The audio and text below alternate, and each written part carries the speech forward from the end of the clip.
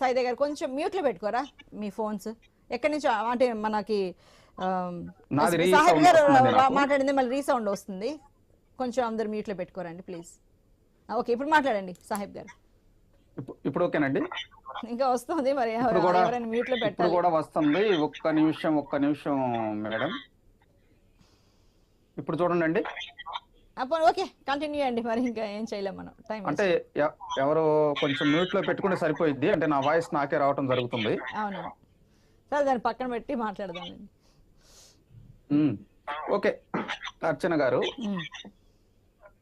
ఆంధ్రప్రదేశ్ రాష్ట్రం విభజించేటప్పుడు నేను ఈ అంశం చాలా సార్లు చెప్పా. ఒక చట్టాన్ని పార్లమెంట్ లోకి తీసుకొచ్చి ఆ చట్టాన్ని బిల్ గా పాస్ చేయాలండి. కాంగ్రెస్ పార్టీ చేసిన ద్రోహం వల్లే ఈ రోజు రాష్ట్రం ఈ విధంగా అయింది. సైదా గారు ఏదో చెప్పుకుంటా వస్తూ ఉన్నారు, వాస్తవాలు వేరు. ఎందుకంటే ఆ రోజు ఉన్నటువంటి పరిస్థితుల్లో ఇక్కడ ఉన్నటువంటి కాంగ్రెస్ నాయకులు ఎవరి మాటలు కూడా వాళ్ళు వినలేదండి అధిష్టానం ఆ రోజు. ఎక్కడా కూడా ఎందుకు నేను అంటున్నానంటే సాక్షాత్తు సీఎం కిరణ్ కుమార్ రెడ్డి మాట కూడా ఆయన పిలవలేదండి. కిరణ్ కుమార్ రెడ్డి గారిని పిలవలా. ఆయన కూడా పాపం దాదాపు ఒక 150 పేజీలకు సంబంధించినటువంటి విలువైన సమాచారాన్ని అన్నదమ్ములుగా ఇడిపోతూ ఉన్నారు. ఆంధ్ర రాష్ట్రానికి ఏ విధంగా మీరు చేయాలి, మీరు ఇది చట్టం ఒక బిల్ తీసుకొస్తున్నారండి, ఈ చట్టాన్ని బిల్ గా రూపొందించండి, నెక్స్ట్ వచ్చేటువంటి ప్రభుత్వాలు మరి దీన్ని అమలు చేస్తాయని చెప్పి ఆ రోజు కేంద్రంలో కొట్లాట్లు జరిగిన వీళ్ళందరికీ కూడా మరి ఒకంత దాటిపోయి మరి ఒక ఎంపీ గారు పెప్పర్ స్ప్రే కూడా ఉపయోగించారు. వాళ్ళు బయటకు వచ్చిన తర్వాత కూడా జైరాం రమేష్ కీలకమైనటువంటి వ్యాఖ్యలు చేశారండి. జైరాం రమేష్ అనే వ్యక్తి అసలు ఆంధ్రప్రదేశ్ లో ఉన్న వాళ్ళని నాయకులుగా చూడలా. నేను ఎందుకు అంటున్నానంటే ఏ పార్టీ అయినా వాస్తవాలు మాట్లాడుకోవాలి, ప్రజలన్నీ గమనిస్తా ఉంటారు. వాళ్ళు చేసినటువంటి బ్లెండర్ మిస్టేక్ వల్ల ఆంధ్రప్రదేశ్ రాష్ట్రం అన్యాయం అయిపోయింది. తర్వాత వచ్చినటువంటి బీజేపీ వాళ్ళ గురించి కూడా నేను చెబుతా. బీజేపీ వాళ్ళతో మేము సఖ్యతగా ఉన్నాం, ఖచ్చితంగా సఖ్యతగా ఉన్నాము. కానీ ఇక్కడ ఏం జరిగిందంటే మరి కేంద్రంలో కాంగ్రెస్ పార్టీ అధికారం కోల్పోయిన తర్వాత బీజేపీ వాళ్ళు అధికారంలోకి వచ్చారు. మేము పదే విభజన చట్టంలోని హామీలు విభజన చట్టంలోని హామీలు ఆర్టికల్స్ ఉన్నాయి 140, 104 ప్రకారం గాని ఈ ఆర్టికల్స్ దాదాపు ఒక 190 ఆర్టికల్స్ ఉన్నాయి. వాటిల్లో ఆంధ్రప్రదేశ్ కు సంబంధించినటువంటి కొన్ని చట్టాలు కూడా ఈ విధంగా ఉండి మేము సవరిస్తామని కూడా మాట్లాడారు. అవన్నీ కూడా మేము బీజేపీ వాళ్ళ దగ్గర పెట్టినప్పుడు వాళ్ళు కూడా ఏంటంటే మేము విభజన హామీల్లో భాగంగా కేంద్రంలో ఉన్నటువంటి ఇన్స్టిట్యూట్లు కొన్ని సెంట్రల్ ఇన్స్టిట్యూట్స్ కొన్ని తీసుకొస్తాము, దాంతో పాటు పోలవరాన్ని మేమే చేసి మీకు అప్పగిస్తాము, దానితో పాటు రాష్ట్రంలో ఉన్నటువంటి మౌలిక వస్తువులకు కావచ్చు, ఏదైనా కానీ మీరు పవర్ ఇష్యూస్ లో కావచ్చు, అదేవిధంగా సోలార్ పవర్ లో కావచ్చు, కొత్త ప్రాజెక్టులో మీకు మేము ఆపన్న హస్తం ఇస్తామని చెప్పి బీజేపీ పెద్దలు చెప్పారు ఆ రోజు. ఆ రోజు వాళ్ళు చేసిన తర్వాత కొత్తగా చిదంబరం గారు ఇచ్చినటువంటి ఒక జీవో బయటకు వచ్చింది. అప్పుడు ఇది చాలా మందికి మరి తెలుసో తెలియదు, జీవో వచ్చింది ప్రత్యేక హోదా ఇవ్వటానికి, అదేవిధంగా విభజన చట్టంలోని ప్రత్యేక ప్యాకేజ్ ఇవ్వటానికి మీకు అవకాశం లేదని చెప్పి చిదంబరం గారే చెప్పారండి పార్లమెంట్ లో. ఇది అందరికి తెలిసినటువంటి విషయమే. అంటే కాంగ్రెస్ పార్టీ చేసిన తప్పు ఇక్కడ ఎందుకు నేను అంటున్నానంటే అండి, ఆంధ్ర రాష్ట్రం అన్యాయం అయిపోయింది, పార్టీలకు అతీతంగా మాట్లాడాలి. నేను పార్టీలకు అతీతంగా మాట్లాడుతూ ఉన్నా.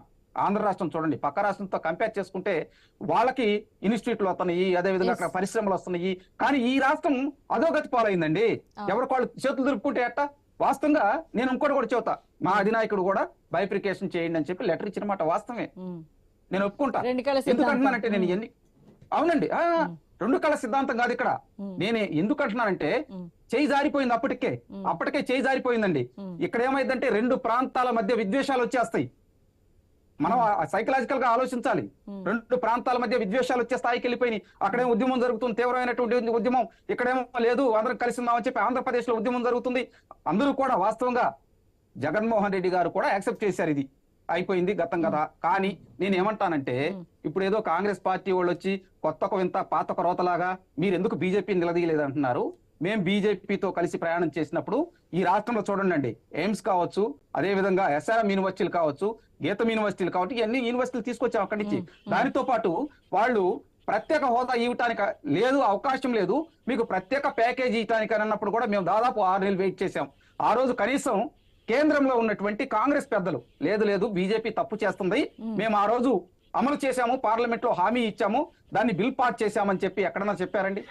నేనేమంటానంటే ఈ రోజు ఏదో హడావుడిగా వచ్చేసి ఎక్కడ చెప్పారు మీరు? అరే ఊరుకోండి సైదా గారు, మీరు మసిబూసి మారేడుకాయ చేయొద్దు. మీరు మసిబూసి ఎక్కడ ఎక్కడ మీ దగ్గరకు వచ్చినప్పుడు మాట్లాడండి, నేను చెబుతా. మీరు అన్యాయం చేశారు రాష్ట్రాన్ని, మీరు రాష్ట్రాన్ని నాశనం చేసిన మీరు ఈ రోజు మాట్లాడతారేంటండి? ఈ రోజు మీరు మాట్లాడుతున్నారా? రాష్ట్రాన్ని నాశనం చేసి ఈ రోజు ఎలక్షన్ కోసం మీరు వచ్చి ఏదో పెద్ద వ్యవహారం చేసామంటారా? రాష్ట్రాన్ని నాశనం చేశారు మీరు, మీకు మాట్లాడే హక్కు లేదు ఇక్కడ. ఏమండి అర్చన గారు, ఆయన ఆత్మాన్ని నేను మాట్లాడతాను, తర్వాత డిస్కషన్ చేయండి. తర్వాత డిస్కషన్ మాట్లాడతాను. సాహెబ్ గారు చెప్పండి. షేక్ సాదా గారు ప్లీజ్ షేక్ సాదా గారు ప్లీజ్ ఆగాలి మీరు. షేక్ సాదా గారు అసలు మీరు చెప్తున్నది మాకు కూడా అర్థం కావట్లేదు, ప్లీజ్ ఆగండి అర్చన గారు. నేను రాజకీయాలకు అతీతంగా మాట్లాడుతున్నానండి. ఏమనుంటే పెద్దలు మన్నే కోటేశ్వరరావు గారు ఉన్నారు, సీనియర్ అనలిస్ట్, ఆయన చెప్పమనండి. మాది అయిపోయిన తర్వాత నేనేమంటానంటే ఈ అన్ని అంశాలు వచ్చినప్పుడు 6 నెలలు మేము వెయిట్ చేసినప్పుడు కూడా మరి కేంద్రంలో ఉన్నటువంటి కాంగ్రెస్ పెద్దలు ఎక్కడ మాట్లాడలేదండి. మాకెందుకు ఈ రాష్ట్రంతో అనుకుని వెళ్ళిపోయారు, మేము గెలవలేదు కదా అని వెళ్ళిపోయారు, పక్కకి వెళ్ళిపోయారు. ఈ రోజు ఏదో వచ్చేసి షర్మిల గారు మేము ఎప్పటి నుంచో పోరాటాలు చేస్తున్నాం, ఇది చేస్తున్నాం. మీరు విషయం లేదు, మీరు విషయం లేదు, వెయిట్ చేయి. అసలు మీరు నాశనం చేశారు ఆంధ్ర రాష్ట్రాన్ని మీరు నాశనం చేసి ఇక్కడ మాట్లాడతారు. ఈ రోజు ఏదో ఎన్నికలు వచ్చినాయి అని చెప్పి పెద్ద పోర్టుగల్లోకి వచ్చారు, నాశనం చేశారు రాష్ట్రాన్ని. మీరు చేసిన తప్పు వల్ల ఈ రోజు ఆంధ్ర రాష్ట్రం వెనక్కి వెళ్ళిపోయింది.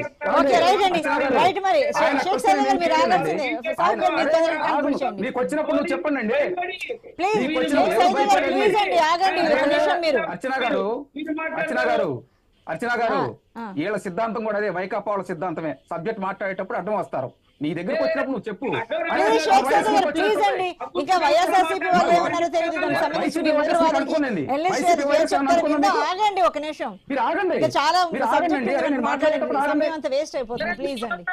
ఎందుకు వేస్ట్ చేస్తారు? డిబేట్ లోకి వచ్చి వేస్ట్ చేస్తారు, టైం వేస్ట్ చేస్తారు ఏంటండి? ప్లీజ్ వెయిట్ అండి, నేను చెబుతున్నా కదా. మీరు వచ్చినప్పుడు చెప్పండి. మీరు మాట్లాడేటప్పుడు నేను డిస్కషన్ చేశానా? మీరు మాట్లాడేటప్పుడు నేను ఆర్గ్యుమెంట్ చేశానా? మేడం అతను మాట్లాడే అరే ఏందండి ఇది? ఏం మాట్లాడుతున్నారు సైదా గారు మీరు? ఇంకా ఇద్దరు గెస్ట్లు ఉన్నారండి, వాళ్ళు ఇంకా వాళ్ళకి వెల్కమ్ చెప్పలేదు, ఇంకా వాళ్ళు మాట్లాడాల్సింది. ప్లీజ్ షేక్ సైదా గారు ప్లీజ్ అండి. రచన గారు చెప్పండి. నేను ఉంటాను, సైదా గారిని మాట్లాడమనండి. ఆయన అయిపోయిన తర్వాత నాకు టైం ఏంటండి, మాట్లాడమనండి ఆయన. సరే షేక్ సైదా గారు ఏం చెప్తారు చెప్పండి. మాట్లాడేది అయిపోయిందిగా, మీరు అబద్ధాలు మాట్లాడుతున్నారు కాబట్టి మధ్యలో కల చూసుకున్నా అంతే. అరే రాష్ట్రాన్ని నాశనం చేసి మళ్ళీ అబద్ధాలు అంటారంటే ప్రజలు చీకొట్టారు మిమ్మల్ని, ప్రజలు చీకొట్టారు. ఇక్కడ ఇదిగో మీకు 30 ఏళ్ళు అవకాశం లేదు, ఇక్కడ ఎందుకు ఊరక మాటలు చెబుతారు? ఇప్పుడేదో ఆమె వచ్చిందని చెప్పి ఊరక.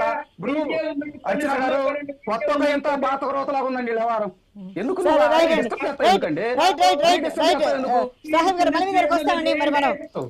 గారితో మాట్లాడుతుంటారు. ఒక నిమిషం అండి, మనం సుజాత గారి దగ్గరికి వెళ్దాం. వైసీపీ అధికార ప్రతినిధి సుజాత గారు నమస్తే అండి. నమస్తే అండి, వినిపిస్తుందా? వినిపిస్తుందండి, ఇప్పుడు క్లియర్ గా ఉంది. సుజాత గారు, మరి టీడీపీ